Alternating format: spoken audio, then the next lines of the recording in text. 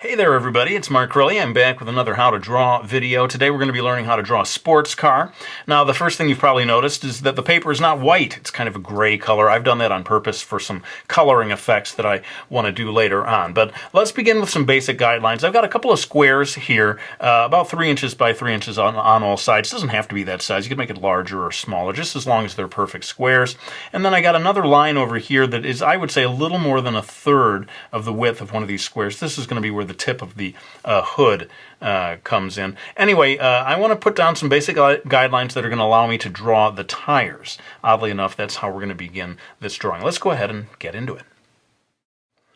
Before I continue, I thought I'd just sort of talk about what these lines signify. This is going to be the top, this line is for the top of each tire, this one is for the bottom of each tire, and they are in sort of perspective leading off to some vanishing point there in the distance. Now I'm going to add a couple of more lines to sort of define the edges of both of the tires, and then maybe I can go ahead and just get into drawing the tires themselves.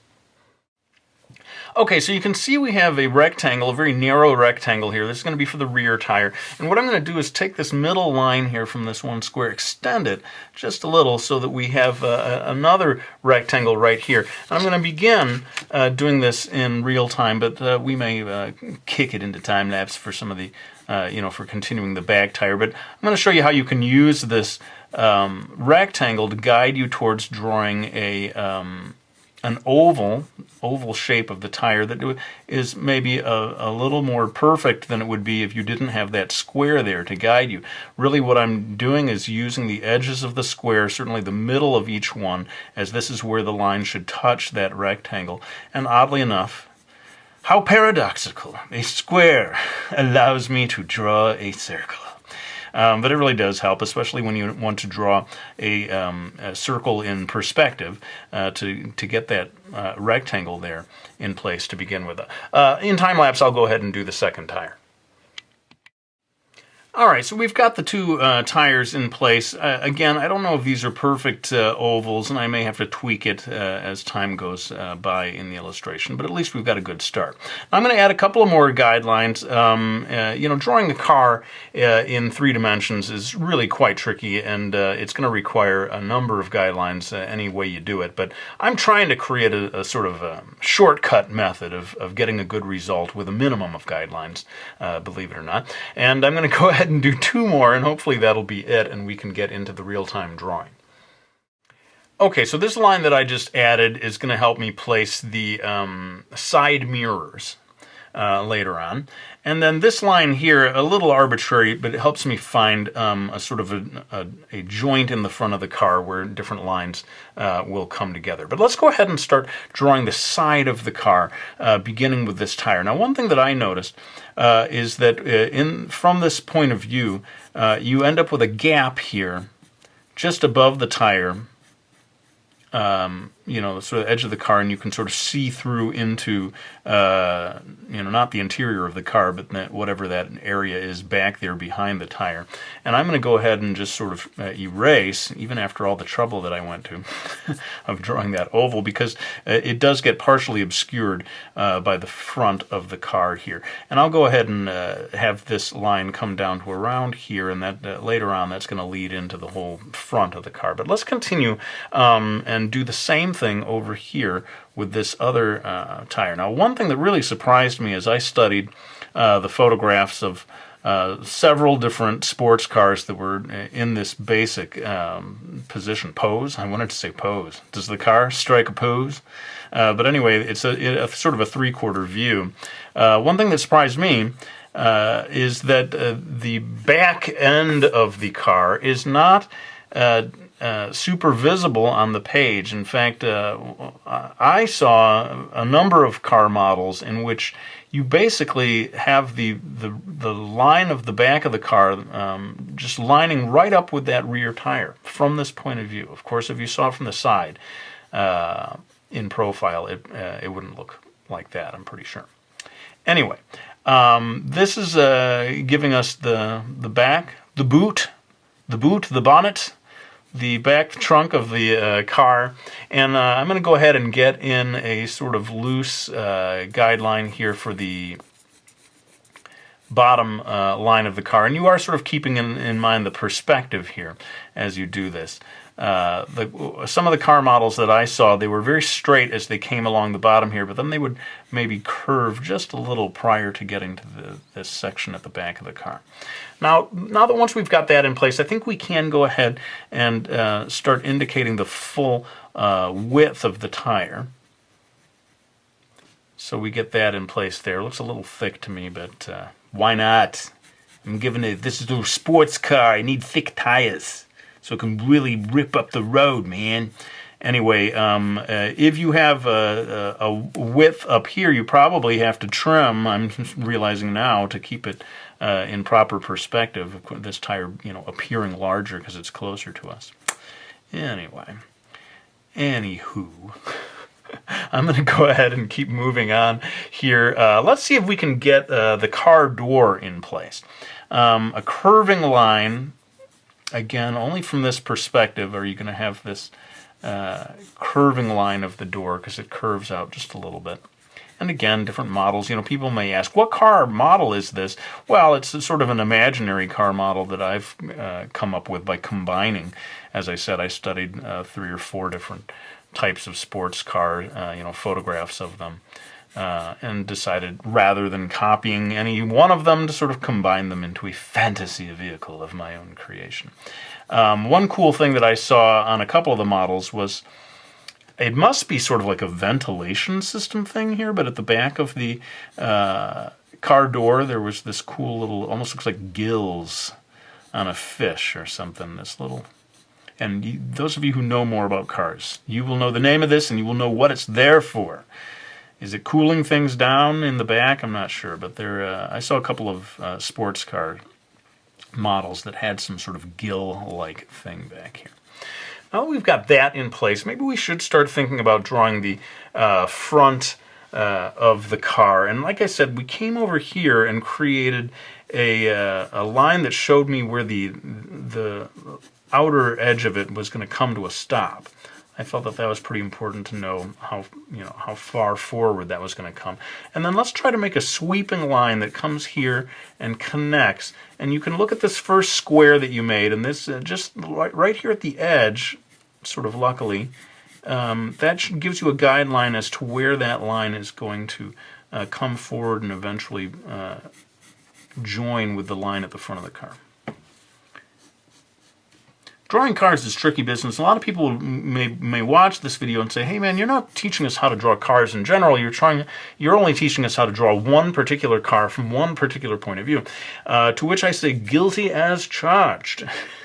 But the truth is, a video that really shows you how to sort of construct a car in 3 dimensions within your imagination and transpose that to the page, that's a tall order. That's a tough video to do. And who knows, maybe someday I can do it, but for now, I'm doing this sort of shortcut version. Anyway, I'm going to come over here just above this, where the tire meets the car, and create a curving line, again, using some of these things as guidelines. Notice how the line comes very near to this intersection here, and then it's going to curve like so, and come all the way around the front of the car to create the,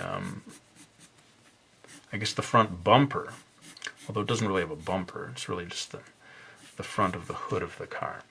And you may recall that I talked about creating a line that was going to define a certain joint in the front of the car.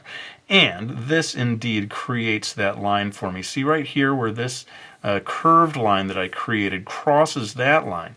That tells me where to begin this sort of curving line of the front of the hood. Helps me sort of define that, and that's going to curve back toward this line at the top of the door. Tricky stuff, people. Hats off to anyone who can draw cars like this.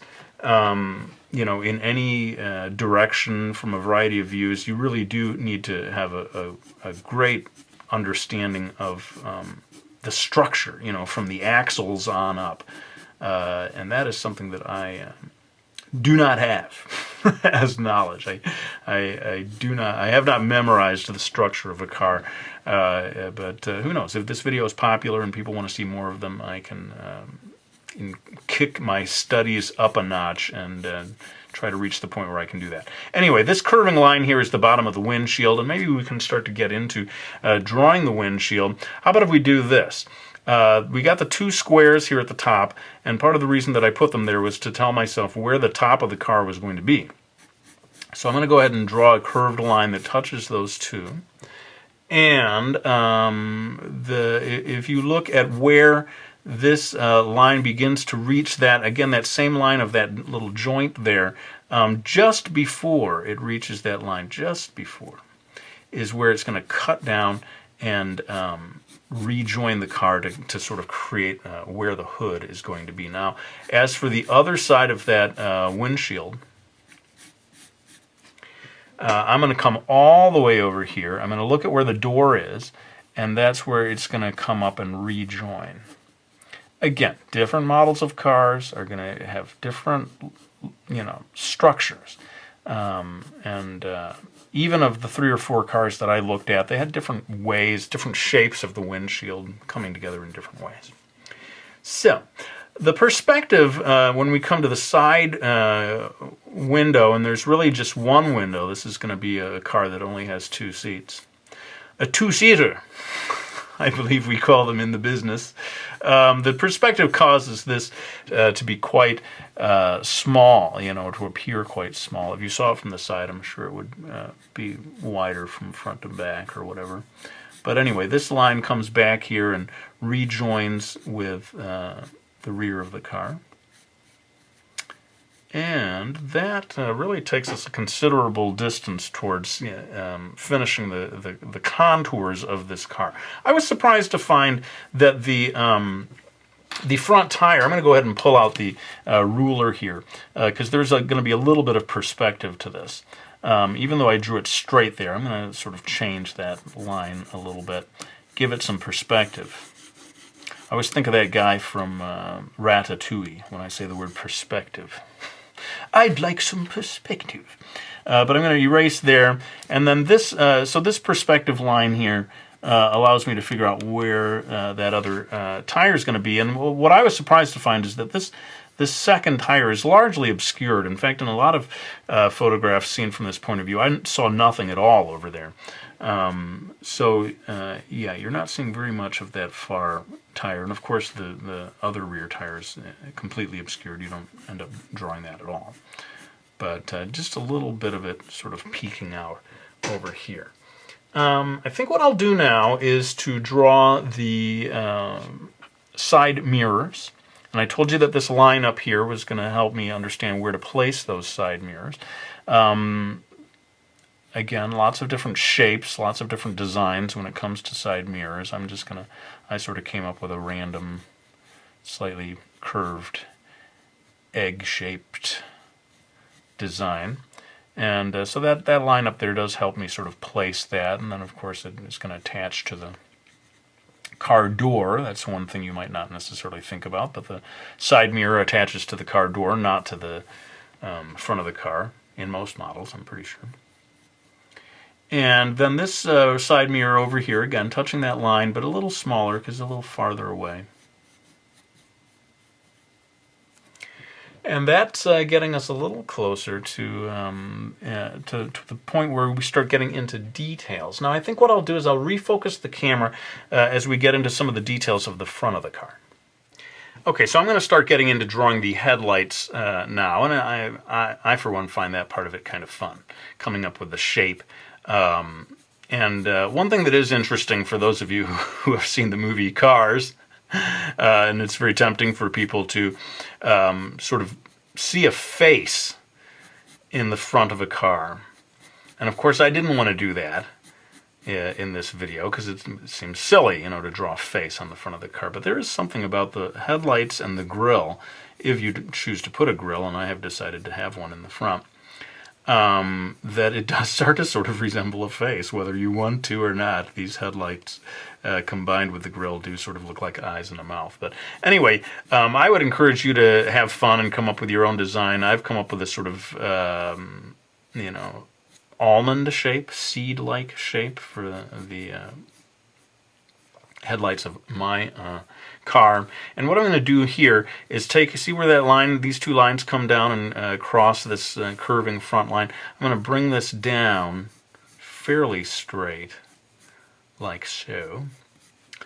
And I'm going to create a secondary line here that, the actual hood structure is going to probably come to an end a little higher up maybe than what I had originally had. And then there's, I think, a secondary sort of under-hood-ish structure that is going to be very dark and not part of the colored, enameled, whatever you call it, part of the body of the car. Anyway. I'm going to come down here and do a secondary line that helps us understand where this grill is going to be. I hope I've got the right word there. Is it called the grill? Again, I can't help thinking that this part and that rear sort of gill thing that I was talking about are sort of related in terms of cooling the engine, drawing air into the car. I'm talking like I know what I'm educated on this stuff. Yeah, it's the coolant, you gotta have this grill for doing that thing to the engine. Anyway, once you've got this grill in place, and I may add more details to that later on, most cars will have parking lights down here in the front, a secondary set. And so that's what I'm going to do here is add on both sides here a sort of secondary parking light type of a thingamajiggeroony. And then we're kind of getting closer to being done with things. I suppose I can get a little bit into the details of the interiors of the lights. Some cars, that this whole thing is covered with glass, but some cars are designed in such a way that you can sort of see through that glass and see the interior structure of the lights. And so that's what I'm going to do, and depending on what type of car it is, there may be actually two. I wonder if one of them is for the brights and one is for just the standard headlights. But you will often see two different lights in there. And then because of the perspective, this sort of cuts back, and you're not going to see quite so much back here, I don't think. I'll go ahead and do the details of the grill. Why not? Huh? Why not? Throw caution to the wind.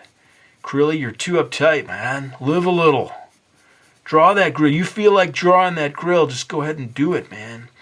So I'm dividing it into four sort of structural sections, and going across with some horizontal lines to kind of finish that off. I should say that I'm going to do this video in two parts.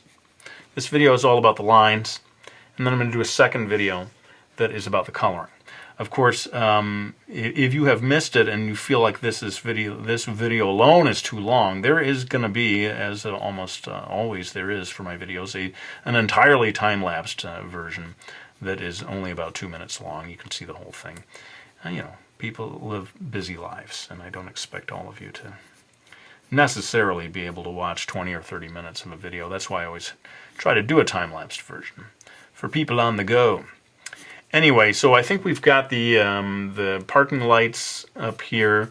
I guess I'll just say that if you want to know where to put some kind of a hood ornament or something like that, you may want to divide this section just with a basic guideline, imagining the actual center. This line of the grill sort of helps me understand where that center line ought to be.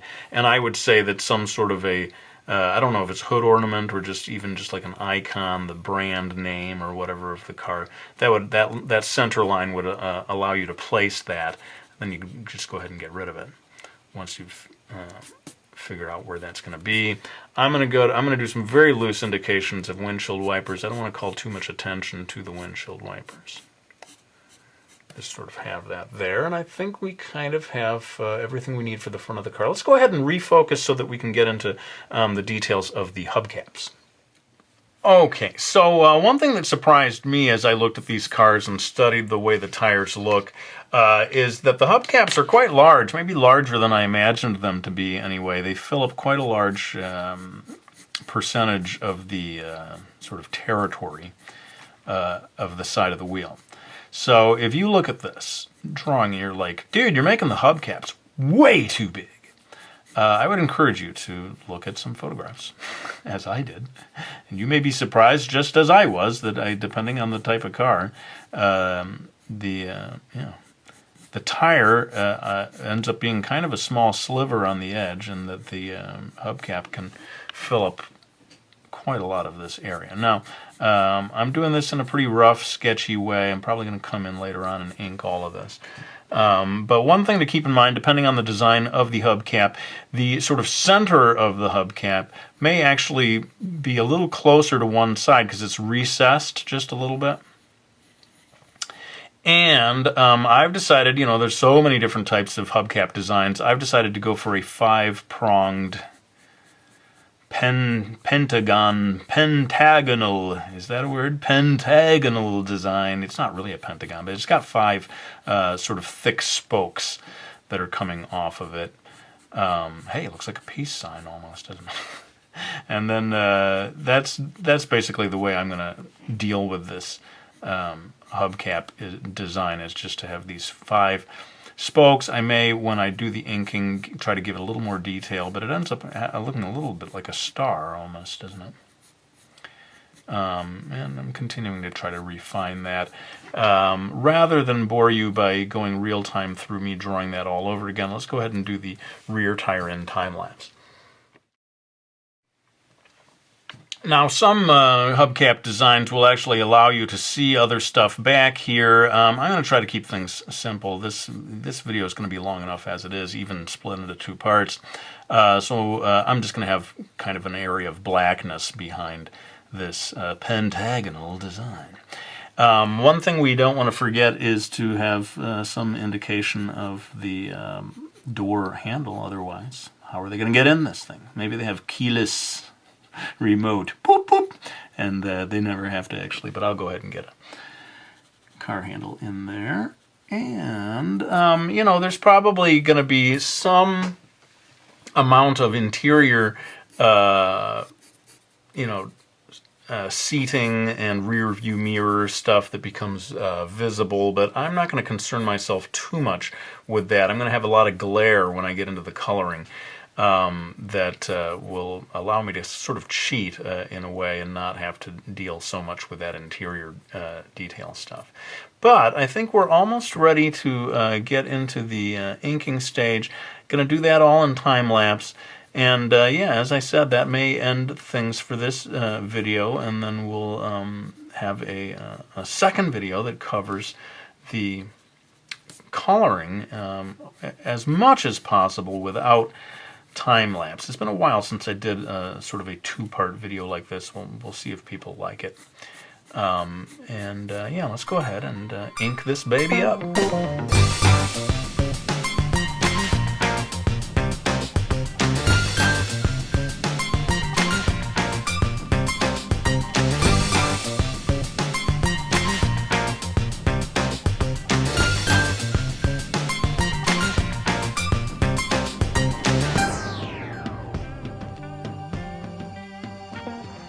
All right, well, that essentially does it for this video that's about the line work. I noticed there was a couple of things, a couple of grooves in this car door. I thought I would go ahead and get that in, again, starting with a little pencil to just sort of make sure it's in the right place, and then go in with ink.